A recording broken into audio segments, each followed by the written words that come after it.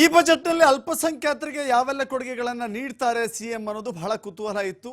ಖಂಡಿತವಾಗಿಯೂ ನಿರೀಕ್ಷೆಯಂತೆ ಅಲ್ಪಸಂಖ್ಯಾತರಿಗೆ ನಿರಾಶೆಯನ್ನ ಮಾಡಿಲ್ಲ. ಈ ಬಜೆಟ್ ಅಲ್ಪಸಂಖ್ಯಾತರಿಗೂ ಕೂಡ ಕೊಡುಗೆಯನ್ನ ಕೊಟ್ಟಿದ್ದಾರೆ.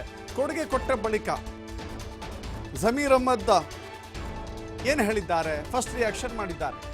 ಗ್ಯಾರಂಟಿ ಇದ್ರೂ ದೊಡ್ಡ ಮಟ್ಟದ ಬಜೆಟ್ ಕೊಟ್ಟಿದ್ದಾರೆ ಅಂತ ಹೇಳಿದ್ದಾರೆ. ಗ್ಯಾರಂಟಿಗಳಿಗೆ ದೊಡ್ಡ ಮಟ್ಟದ ಹಣ ಮೀಸಲಿಡಿಸಬೇಕಾಗುತ್ತೆ. ಅದರ ಮಧ್ಯೆಯೂ ಅಭಿವೃದ್ಧಿಯ ಬಜೆಟ್ ಅಂತ ಕೊಂಡಾಡಿದ್ದಾರೆ. ರಾಜ್ಯದಲ್ಲಿ ಮುಸ್ಲಿಂ ಜನಸಂಖ್ಯೆ 14% ಜನಸಂಖ್ಯೆ ಪ್ರಕಾರ 60,000 ಕೋಟಿ ಕೊಡಬೇಕು. 4,700 ಕೋಟಿ ಮಾತ್ರ ಕೊಟ್ಟಿದ್ದಾರಷ್ಟೇ.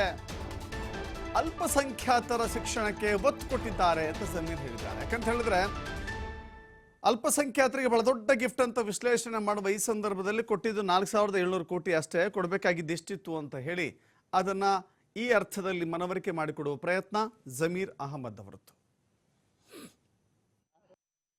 ಪಾಪ್ಯುಲೇಷನ್ ಪ್ರಕಾರ ಈಗ 14% ಮೈನಾರಿಟಿ ಪಾಪ್ಯುಲೇಷನ್ ಇದೆ. 14% ಪಾಪ್ಯುಲೇಷನ್ ಪ್ರಕಾರ ಈಗ 4,09,000 ಕೋಟಿ ಬಜೆಟ್ ಕೊಟ್ಟಿರೋದು. ಈಗ ಪಾಪ್ಯುಲೇಷನ್ ಪ್ರಕಾರ ನೀವು ನೋಡೋಕೆ ಹೋದರೆ ಕನಿಷ್ಠ 60,000 ಕೋಟಿ ಕೊಡಬೇಕು. ಎಷ್ಟು ಕೊಡ್ತಾ ಇರೋದು? 4,700 ಕೋಟಿ ಕೊಟ್ಟಿದ್ದಾರೆ. ಎಷ್ಟು? 4,700 ಕೋಟಿಗಳದ್ದು. ಅಷ್ಟು ಅವ್ರಿಗೆ ಕಾಮನ್ ಸೆನ್ಸ್ ಇಲ್ಲ ಅಂತ ನಾನು ಹೇಳೋದು. ಆಮೇಲೆ ಎಲ್ಲರಿಗಿಂತ ಹೆಚ್ಚಾಗಿ ಬೇರೆಕ್ಕಿಂತ ಎಜುಕೇಷನ್ಗೋಸ್ಕರ ಕೊಟ್ಟಿದ್ದಾರೆ. ಅಲ್ಪಸಂಖ್ಯಾತರು ಎಜುಕೇಷನ್ಗೋಸ್ಕರ ಕೊಟ್ಟಿದ್ದಾರೆ. ಡೈಮಂಡ್ ನಮಾಜ್ ಪಾಪ್ಯುಲೇಷನ್ ಪ್ರಕಾರ ಈಗ 14% ಮೈನಾರಿಟಿ ಪಾಪ್ಯುಲೇಷನ್ ಇದೆ.